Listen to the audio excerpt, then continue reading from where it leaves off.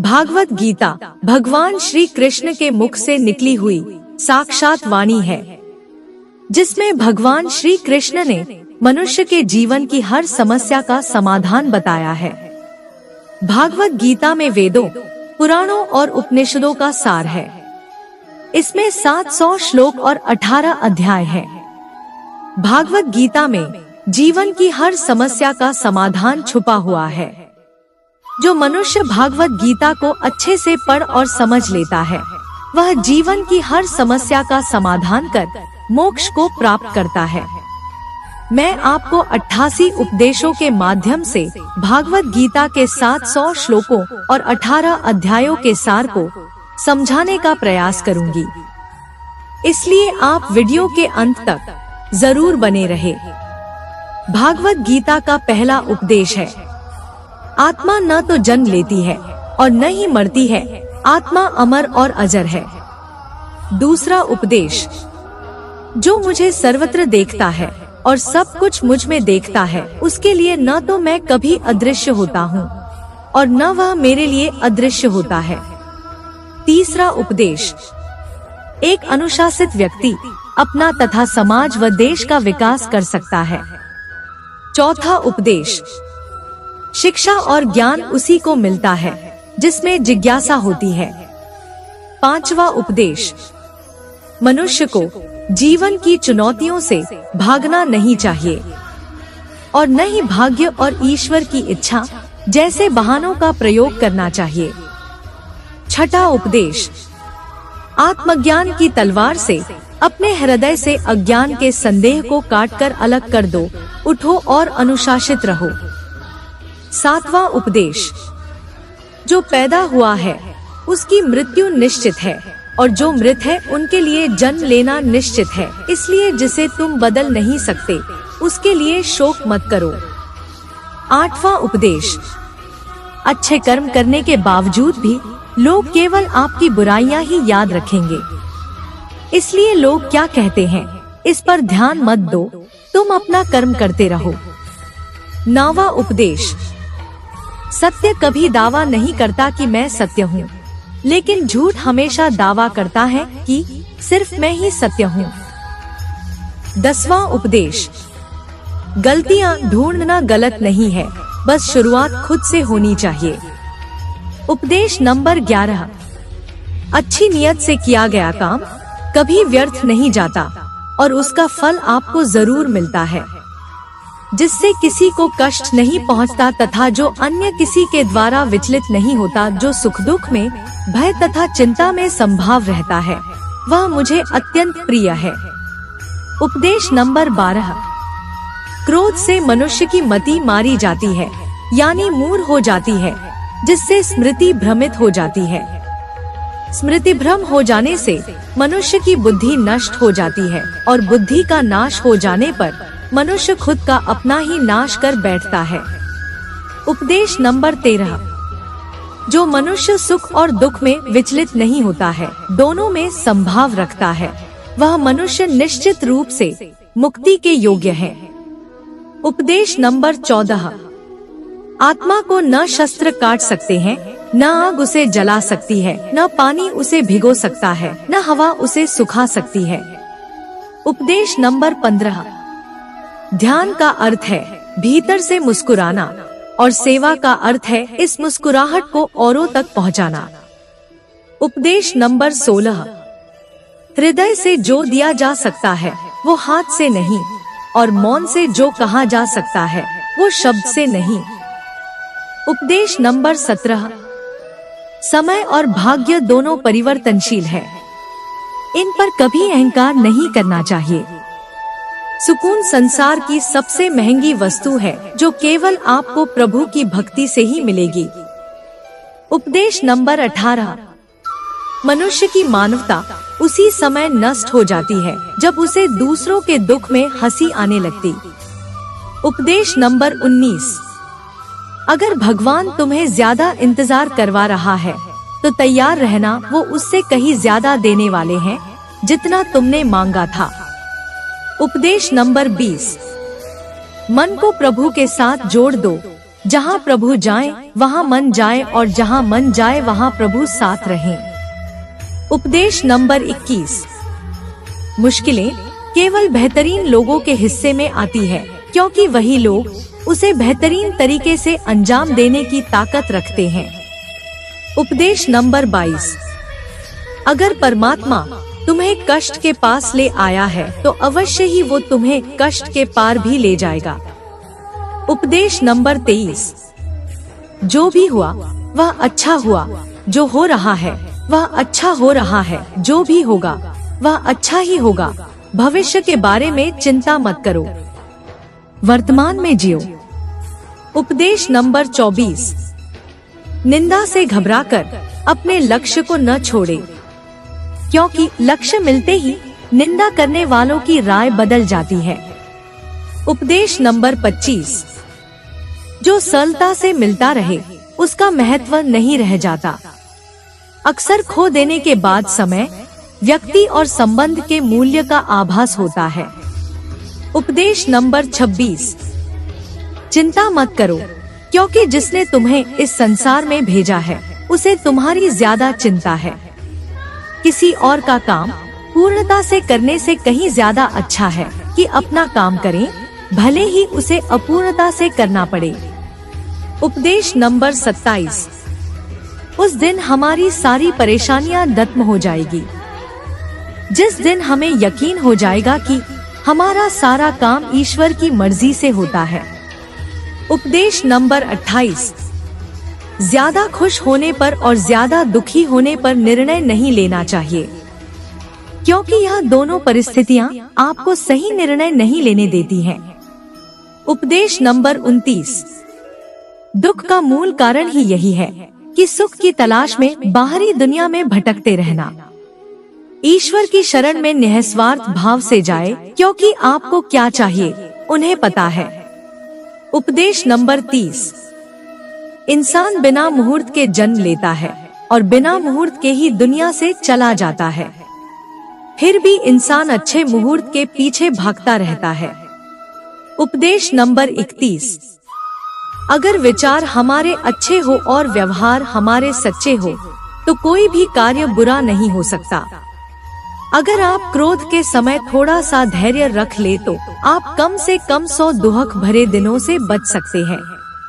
उपदेश नंबर 32। जीवन में सब कुछ खत्म होने जैसा कुछ भी नहीं होता, हमेशा एक नई शुरुआत हमारा इंतजार कर रही होती है। उपदेश नंबर 33। यदि तुम्हारे अंदर खुद को बदलने की ताकत नहीं है तो तुम्हारा कोई अधिकार नहीं कि तुम भगवान या भाग्य को दोष दो। उपदेश नंबर 34। समय जब पलटता है तो सब कुछ पलट देता है, इसलिए अच्छे समय में घमंड ना रखे और बुरे वक्त में सब्र रखना ना छोड़े। सम्मान हमेशा समय और स्थिति का होता है, पर इंसान उसे अपना समझ लेता है। उपदेश नंबर 35। जिस इंसान के सच्चे होने की गवाही आपका दिल दे वो इंसान कभी भी आपके लिए गलत नहीं हो सकता। उपदेश नंबर 36। अगर साफ नियत से मांगा जाए तो ईश्वर नसीब से बढ़कर देता है। उपदेश नंबर 37। दान करना और भूल जाना दान की सर्वोच्च प्रक्रिया है। की गई दान की गणना तुम्हारे दान को तुच्छ बना देता है। उपदेश नंबर 38। अगर परमात्मा तुम्हें कष्ट के पास ले आया है तो अवश्य ही वो तुम्हें कष्ट के पार भी ले जाएगा। उपदेश नंबर 39। परिवार के साथ धैर्य प्यार कहलाता है, औरों के साथ धैर्य सम्मान कहलाता है, स्वयं के साथ धैर्य आत्मविश्वास कहलाता है और भगवान के साथ धैर्य आस्था कहलाती है। उपदेश नंबर 40। जो लोग तुम्हारी बुराई करते हैं वो करेंगे, चाहे तुम अच्छा काम करो या बुरा, इसलिए शांत रहकर अपना कर्म करते रहें। उपदेश नंबर 41। निंदा से मत घबराओ, निंदा उसी की होती है जो जिंदा है, मरने के बाद तो सिर्फ तारीफ होती है। उपदेश नंबर 42। बुरा समय आपको जिंदगी के उन सभी सच से सामना करवाता है जिनका आपको अच्छे समय में कभी ख्याल नहीं होता। उपदेश नंबर 43। कर्म का धर्म से अधिक महत्व है, क्योंकि धर्म करके भगवान से मांगना पड़ता है, पर कर्म करने पर भगवान स्वयं फल देता है। उपदेश नंबर 44। हम जिस मनुष्य पर अति विश्वास करते हैं वही हमारे विरुद्ध षड्यंत्र करते हैं। उपदेश नंबर 45। प्रेम और विश्वास पाने के लिए अवसर मांगे नहीं जाते, अवसर ढूंढकर उस प्रेम और विश्वास को जीता जाता है। उपदेश नंबर 46। स्वार्थ से रिश्ते बनाने की कितनी भी कोशिश करें वो कभी नहीं बनते हैं, और प्रेम से बने रिश्तों को कितना भी तोड़ने की कोशिश करें वो कभी नहीं टूटते। उपदेश नंबर 47। बुरे वक्त में तो हर कोई भगवान को याद करता है, पर दुनिया में बहुत ही कम लोग हैं जो अपने अच्छे वक्त में भी भगवान को याद करते हैं। उपदेश नंबर 48। संघर्ष करते हुए कभी मत घबराना, क्योंकि संघर्ष के दौरान ही इंसान अकेला होता है, सफलता के बाद तो सारी दुनिया साथ देती है। उपदेश नंबर 49। प्रेम का कोई रूप नहीं होता, जब कोई एहसास खुद से ज्यादा अच्छा लगे तो वो प्रेम है। उपदेश नंबर 50। सच्चा स्नेह करने वाला केवल आपको बुरा बोल सकता है, कभी आपका बुरा नहीं कर सकता, क्योंकि उसकी नाराजगी में आपकी फिक्र और दिल में आपके प्रति सच्चा स्नेह होता है। उपदेश नंबर 51। परेशानी आए तो ईमानदार रहें, धन आ जाए तो सरल रहें, अधिकार मिलने पर नम्र रहें और क्रोध आने पर शांत रहें, यही जीवन का प्रबंधन कहलाता है। उपदेश नंबर 52। यहाँ सभी के जीवन में मुसीबतें जरूर है, लेकिन जो मुसीबतों से लड़कर आगे बने वही आज की महाभारत का अर्जुन है। उपदेश नंबर 53। संसार में सबसे श्रेष्ठ संबंध भगवान के साथ ही है, जिसमें कभी दुख नहीं मिलता। उपदेश नंबर 54। पांव दिखते नहीं फिर भी हर संकट में दौड़ के आता है, हाथ भी दिखते नहीं लेकिन सिर पे हाथ फिराता है। बस यूं समझो कि मेरे तो हर सुख दुख में मेरा कृष्ण काम आता है। उपदेश नंबर 55। तनाव से केवल समस्याएं जन्म ले सकती है, समाधान खोजने हैं तो मुस्कुराना ही पड़ेगा। उपदेश नंबर 56। कुछ बुद्धिमान तो होते हैं, परंतु धन के हाथ लगते ही उनमें अभिमान की आग बहुत तीव्रता से जलने लगती है। उपदेश नंबर 57। कभी कभी आप बिना कुछ गलत किए भी बुरे बन जाते हैं, क्योंकि जैसा लोग चाहते हैं आप वैसा नहीं करते। उपदेश नंबर 58। जिस डर से आत्मविश्वास की हानि होने लगे उस डर का अंत करना अवश्य हो जाता है। प्रदेश नंबर 59। समय और स्थिति कभी भी बदल सकती हैं, अतः कभी किसी का ना ही अपमान करे और न ही किसी को तुच्छ समझे। आप शक्तिशाली हो सकते हैं, पर समय आपसे अधिक शक्तिशाली है। उपदेश नंबर 60। जो हो रहा है उसे होने दो, तुम्हारे ईश्वर ने तुम्हारी सोच से बेहतर तुम्हारे लिए सोच रखा है। उपदेश नंबर 61। जैसे पानी में तैरती नाव को तूफान उसे अपने लक्ष्य से दूर ले जाता है, वैसे ही इंद्रिय सुख मनुष्य को गलत रास्ते की ओर ले जाता है। उपदेश नंबर 62। अभिमान को आने मत दो, स्वाभिमान को आने दो, क्योंकि अभिमान आपको उठने नहीं देगा और स्वाभिमान कभी गिरने नहीं देगा। उपदेश नंबर 63। एक दिन शिकायत आपको वक्त से नहीं बल्कि खुद से होगी कि एक खूबसूरत जिंदगी सामने थी और आप दुनियादारी में उलझे रहे। उपदेश नंबर 64। जिंदगी में दो लोगों का होना बहुत जरूरी है, एक कृष्ण जो ना लड़े फिर भी जीत पक्की कर दे, दूसरा कर्ण जो हार सामने हो फिर भी साथ ना छोड़े। उपदेश नंबर 65। आपकी नियत से ईश्वर खुश होते हैं और दिखावे से इंसान। अब ये आप पर निर्भर करता है कि आप किसे खुश करना चाहते हैं। उपदेश नंबर 66। जब आप कृष्ण की पूजा नहीं कर पाए तो यह मत समझना समय नहीं मिला। सोचो, आज हमने ऐसा कौन सा काम किया कि भगवान ने अपने सामने खड़ा होना पसंद नहीं किया। उपदेश नंबर 67। मन को निराश न कर, बस श्री कृष्ण पर तू विश्वास कर, हर पल साथ है मुरली वाला, इस बात का एहसास कर। उपदेश नंबर 68। समस्याएं हमारे जीवन में बेवजह नहीं आती, उनका आना एक इशारा है कि हमें अपने जीवन में कुछ बदलना है। उपदेश नंबर 69। मौन रहना अच्छा है, परंतु अन्याय हो तब नहीं। उपदेश नंबर 70। दुख भोगने वाला आगे चलकर सुख भोग सकता है, लेकिन दुख देने वाला कभी सुखी नहीं हो सकता है। उपदेश नंबर 71। सिर्फ अपनी नहीं बल्कि दूसरों की गलतियों से भी सीखो, क्योंकि लक्ष्य बड़ा है और समय कम है। उपदेश नंबर 72। जो कोई भी जिस किसी भी देवता की पूजा विश्वास के साथ करने की इच्छा रखता है, मैं उसका विश्वास उसी देवता में दृढ़ कर देता हूँ। उपदेश नंबर 73। जब परिवार के सदस्य अप्रिय लगने लगे और पराये अपने लगने लगे तो समझ लीजिए विनाश का समय आरंभ हो गया है। उपदेश नंबर 74। मनुष्य की मानवता उसी वक्त नष्ट हो जाती है जब उसे दूसरों के दुख पर हंसी आने लगती है। उपदेश नंबर 75। जब तक आपकी सोच और विचार अच्छे नहीं हो जाते तब तक आपके अच्छे दिन नहीं आते। उपदेश नंबर 76।